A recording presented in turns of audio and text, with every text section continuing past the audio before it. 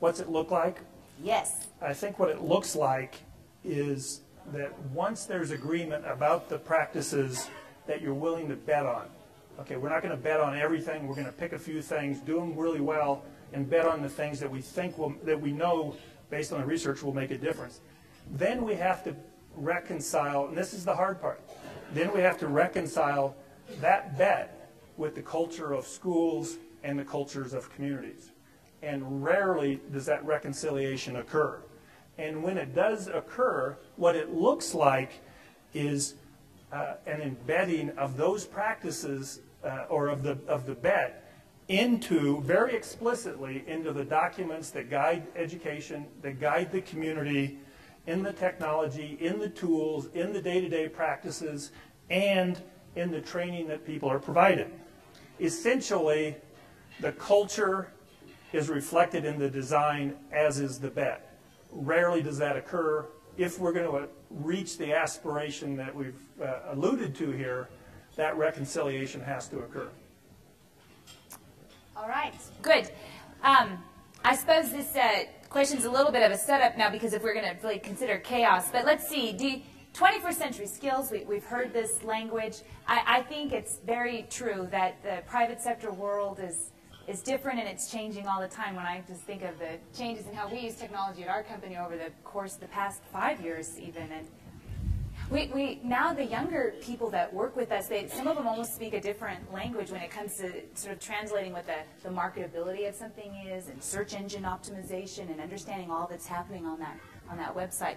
So let's see that answer how you all are feeling about 21st century skills and the world of work. And I'm going to get ready to pose one more question to the audience, and then ask for closing comments from our panelists. 21st century skills. Oh, excellent. Okay, good. Very nice. All right. We'll move into our last polling question. Mark sort of alluded to, pick a few things, do them well. Mr. Dede said, hey, let's shake it up, throw it out there. What do you consider to be your favorite investment for learning environments? And I'll tell you a little bit more why I asked this question after we move to our closing arguments. So, gentlemen, Mr. Toffler says that the illiterate of the 21st century won't be those who cannot read or write, but those who cannot learn, unlearn, and relearn. So I want you to respond to this statement. And again, I want to give New Mexico ideas, 3 to 5 ideas, what it looks like to change a course toward a highly employable population in this state through the New World definitions of literacy, helping to really to lay a very bright future for what is happening here. And I will start with you, Chris. My ideas would be focus everything on customization. Don't worry about tinkering with the current system. You can't turn a Model T into a space shuttle just by figuring out how to rev up the internal combustion engine. Just start reinventing the whole thing. Don't be afraid to do things at scale and make mistakes. The worst mistake we can make is to keep tinkering around while we're trashing generation after generation after generation of kids. Wow. I honestly believe if we put a new system in that was 40% wrong, we would still be helping a lot more kids than tinkering around with what we're doing today. No tinkering. Okay. All right. Okay. Anybody in this room ever use Google, Amazon, eBay, Expedia? Does the list go on? All right. So I have a bold proposal. I think we should keep the education system we have and try to improve it. And right alongside of it, in a state that has 2 federal labs, a number of universities, tremendous amount of enlightenment, build a giant education portal and let it work, and let parents go in and get accounts for their kids, let the kids go out and find things, put some safety measures on it. If you want to use it in school, put it behind a firewall. But why in the world does everybody else get a portal but you guys? I mean, why can't my kid find kids that are interested in what he is interested in anywhere? So I think this state has the ability to do some bold experiments, and for the time being, we'll put them right alongside the other system. Let's see what happens. Okay. All right. Okay, Mark.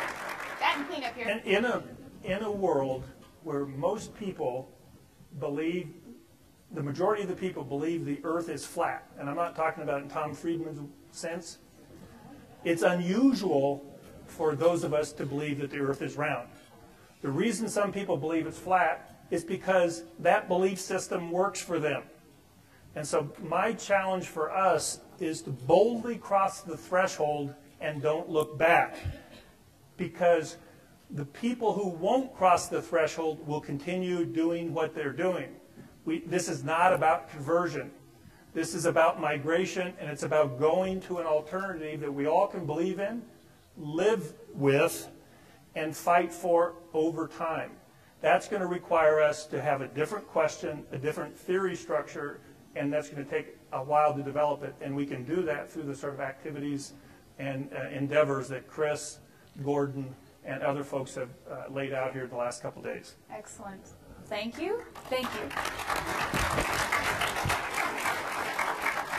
I'll tell you about this question. I included this. I'm curious to see what you all say. This actually, this exact set of answers and question came from a project called Project Tomorrow, Speak Up Day. Are any of you familiar? This is very good. Thank you, Ferdy. This is a very long-standing online survey conducted in the United States. I think it's been running 6 years. Over 250,000 kids participate, and every single one of these answers are their answers for 2008. This is what the kids in America say that these are their what they would recommend for investments for learning environments. But let's see where you all played out, what the top ones were. This was their top 5, so I don't have a ranking of their request.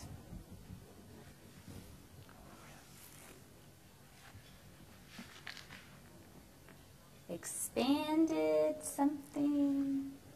Oh, getting outside the classroom walls. So this is how the kids their survey said. Get outside the classroom walls. High-tech science instruments, podcasts with content experts, virtual field trips, virtual mentors, and career experiences. This is what the room says. Thank you. This was a lot of fun. Or to have. Anyway, thank everybody. These guys, they are experts in the U.S., so we thank them for coming.